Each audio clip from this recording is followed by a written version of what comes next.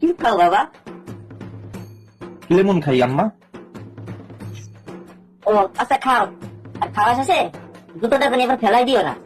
আমার তেল দেওয়ার বোতল নাই, এই বোতলটা আমার দিও, তেল দেখতে পার মনে, বুঝলা? ও আচ্ছা মা, ঠিক আছে। মা আমার ভাত দাও। টেবিলে রাখা আছে, খায় নে। আমার জন্য কি ভাত বাইরে রাখতে পারো না মা? আজকে না তরকারিটা রান্না করা ভালো হয় না। ও মায়ের রান্না ভালো লাগে না? বিয়ে করলে তো বউর রান্না ঠিকই ভালো লাগে। কি যে তুমি কও না মা, আমারও তাই মনে হয়।